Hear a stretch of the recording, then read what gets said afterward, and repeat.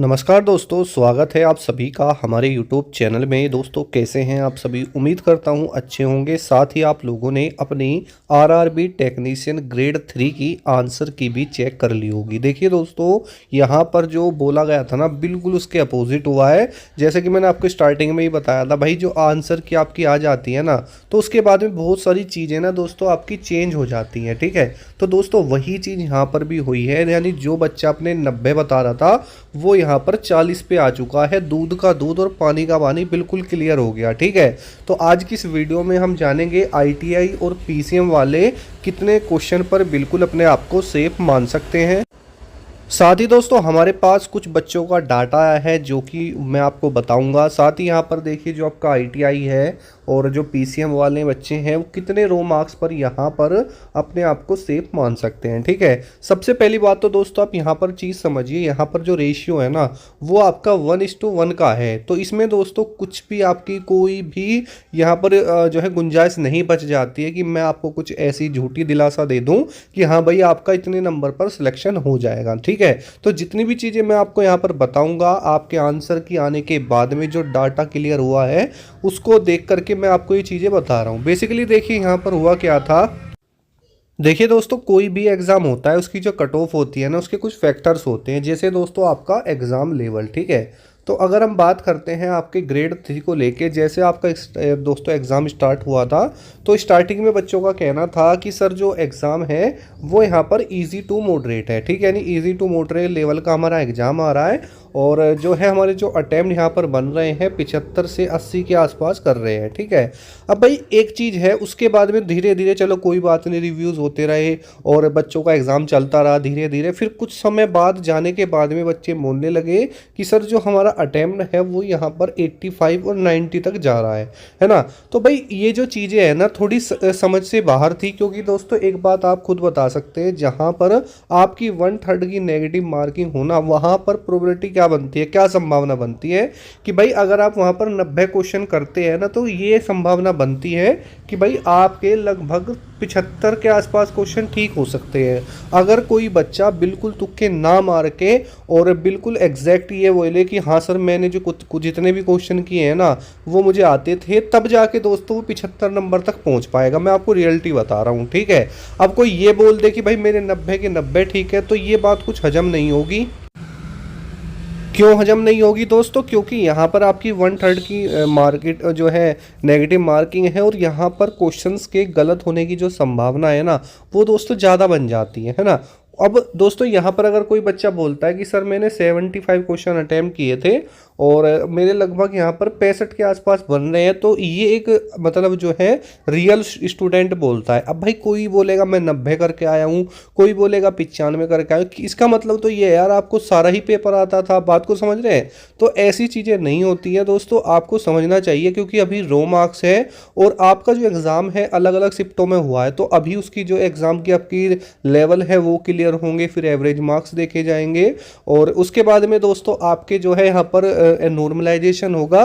तो इस हिसाब से तो जैसे आप बता रहे हो इस हिसाब से जो आपकी कट ऑफ है ना दोस्तों वो 100+ चली जाएगी। ठीक है, यानी जैसा आपके आंकड़े एग्जाम के दौरान बच्चे बता रहे थे ना, अपने अटेम्प्ट बता रहे थे, तो इस अकॉर्डिंग अगर आप देखते हो ना भाई साहब, तो आपकी जो कट ऑफ है ना, मैं दावे के साथ कहता हूँ कि 100+ जाएगी आफ्टर नॉर्मलाइजेशन। लेकिन ऐसा होगा नहीं।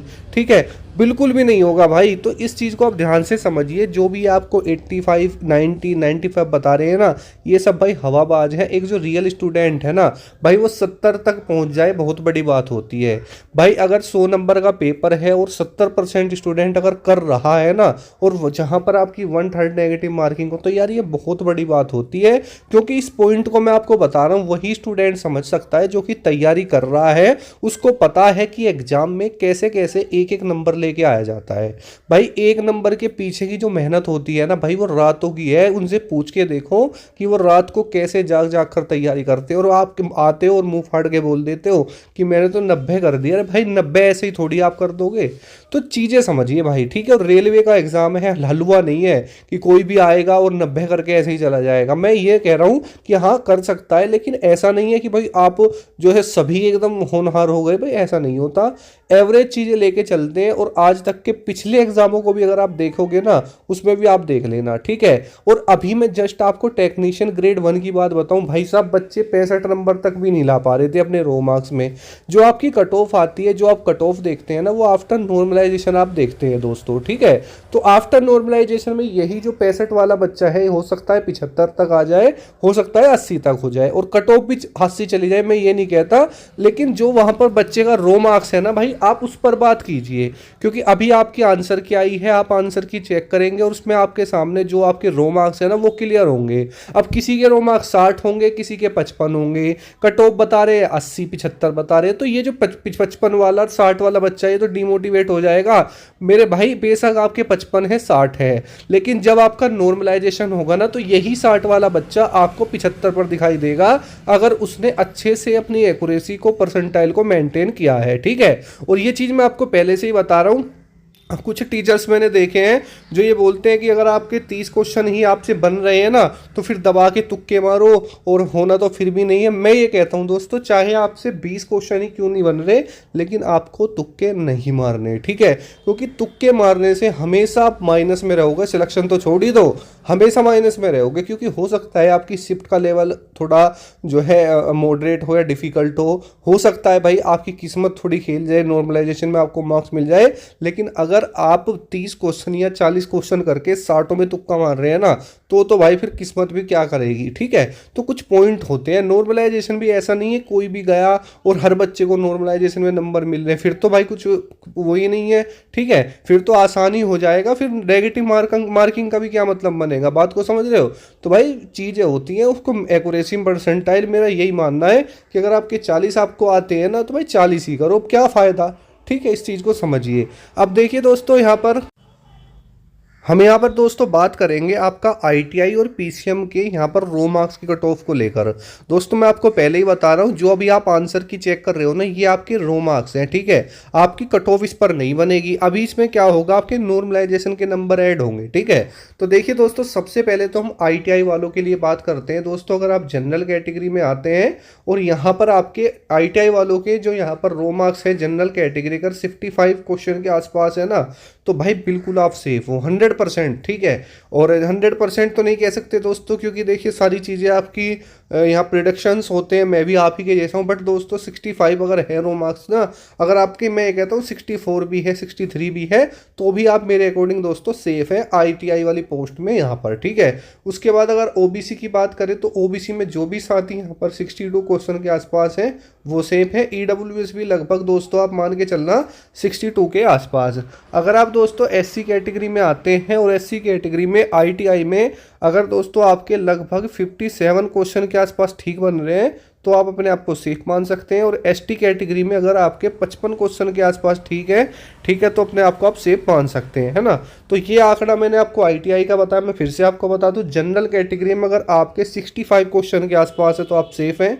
और ओबीसी में अगर आप 62 हैं के आसपास हैं, और ईडब्ल्यूएस में तो भी सेफ है। और एससी में अगर 57 क्वेश्चन के आसपास आपका रो मार्क्स बन रहा है, तो अपने आप को आप सेफ मान सकते हैं। और एसटी में भी 55 क्वेश्चन के पास आप सेफ मान सकते हैं, ठीक है।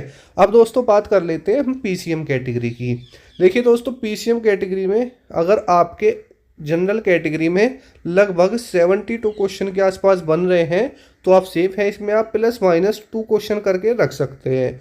उसके अलावा यहाँ पर दोस्तों, अगर यहाँ पर हम बात करते हैं आपके ओबीसी और आपके दोस्तों यहाँ पर ईडब्ल्यूएस के लिए, ठीक है, जो भी साथी यहाँ लगभग 68 क्वेश्चन के आसपास हैं, वो अपने आपको सेफ मान सकते हैं। एससी वाले लगभग दोस्तों 65 के आसपास, और एसटी वाले लगभग दोस्तों 62 के पास, ठीक है। तो ये आपका पीसीएम वालों का मैंने आपको बताया। बाकी कमेंट सेक्शन में कमेंट करके ज़रूर बताना कि आपके कितने नंबर दोस्तों बन रहे हैं, ठीक है। बाकी जो भी चीज़ें हैं, अगर आप इसके आसपास हो, तो आप बिल्कुल दोस्तों सेफ अपने आप को मान सकते हैं, ठीक है। तो मिलते हैं नेक्स्ट वीडियो में। जय हिंद, वंदे मातरम। कमेंट सेक्शन में ज़रूर बताना कि आपके कितने क्वेश्चन बन रहे हैं आंसर की देखने के बाद में, ठीक है। तो बाय बाय दोस्तों।